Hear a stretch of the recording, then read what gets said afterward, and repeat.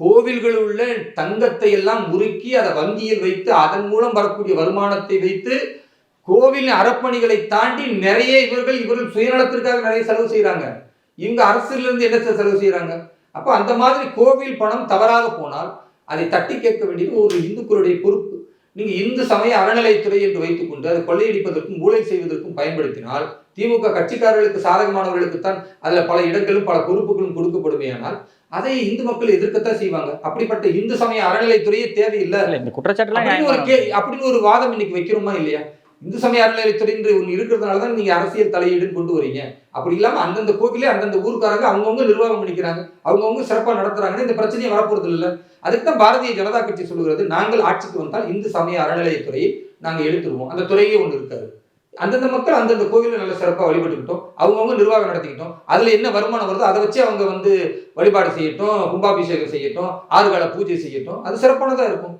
அதுதான் எங்களுடைய நிலைப்பாடை தவிர யாராக இருந்தாலும் அந்த மதத்தின் நம்பிக்கைகள் அவர்கள் முடிவு செய்யணும், நாம போகக்கூடாது. அப்போ இஸ்லாமிய நம்பிக்கையில நாங்க உள்ள நுழையல. மசூதி கமிட்டி மசூதியில் இஸ்லாமியர்கள் தான், மதரசா கமிட்டியில் அவர்களும் இஸ்லாமியர்கள் தான். வக்ஃப் வாரியம் என்பது அது இஸ்லாமிய நம்பிக்கை சார்ந்த ஒரு விஷயம் கிடையாது. அது சொத்துக்களை பாதுகாக்கக்கூடிய ஒரு நிர்வாக கமிட்டி.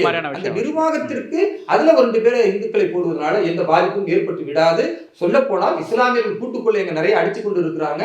அதை கண்டுபிடிப்பதற்காக வெளியில இருந்து ஒரு 2 பேர் இருந்தா நல்லது நடக்கும் ஒரு முதல் முயற்சி, நல்ல முயற்சி எடுத்திருக்கிறாங்க, வரவேற்போம். இல்ல சார், இப்போ அதே ட்ரிபுனலுக்கு பாத்தீங்கன்னா ஒரு expert Muslim judge, Islamic expert Muslim advocate அப்படின்ற மாதிரி விஷயங்கள்லாம் இருந்துச்சு. இப்போ அதெல்லாம் தூக்கிட்டு district court, district collector, district ஜட்ஜ்ன்ற மாதிரி விஷயங்கள்லாம் கொண்டு வரப்போ பார்த்தீங்கன்னா அங்கேயுமே மாற்று மதத்தினர் ஆதிக்கம் செலுத்த வேண்டிய அந்த விஷயங்கள்ன்றது வந்துடும். ஆதிக்கம் என்ன செலுத்துவாங்கன்னு நீங்க நினைக்கிறீங்க? வக்ஃப் சொத்தை யாரும் விற்க முடியாது, யாரும் திருடிட முடியாது. ஆதிக்கம் என்ன செலுத்திட்டு போறாங்க?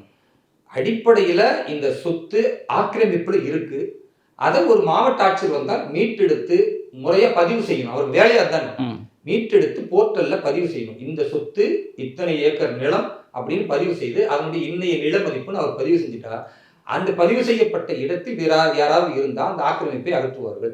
அகற்றிவிட்டு முறையாக அது வாடகைக்கு விடப்படும் அல்லது ஒரு கல்விச்சாலை கட்டப்படும், நல்ல விஷயங்கள் செய்யப்படும். இதுல யாரு டேம் பண்ணலாம், அதெல்லாம் ஒண்ணுமே நடக்காது. சும்மா ஒரு பிம்பப்படுத்துறாங்க, ஒரு பயமுறுத்துறாங்க. அப்படி இஸ்லாமியர்கள் பயப்பட வேண்டிய அவசியம் இல்லை. Okay sir. ஆனால் பெரும்பாலும் பாஜகனால இஸ்லாமியர்கள் பயப்படுறாங்க. பாஜக கூட்டணி வச்சதுனால அதிமுக கிடைக்க வேண்டிய சிறுபான்மையர் ஓட்டு கிடைக்கலன்னு சொல்லிட்டு அதிமுக நேர பல இடங்களில் சொல்லியிருந்தாங்க. முன்னாள் அமைச்சர் ஜெயக்குமார் உட்பட பல பேர் சொல்லியிருந்தார். எனக்கு ஒரு 40,000 ஓட்டு என்னோட தொகுதியில் இருந்துச்சு, திமுக காரங்க ஆரம்பிக்கும் போது 40,000 ஆரம்பிச்சாங்க, நான் ஆரம்பிச்சேன் 0லேருந்து ஆரம்பித்தேன், இது எப்படி ஒரு நல்ல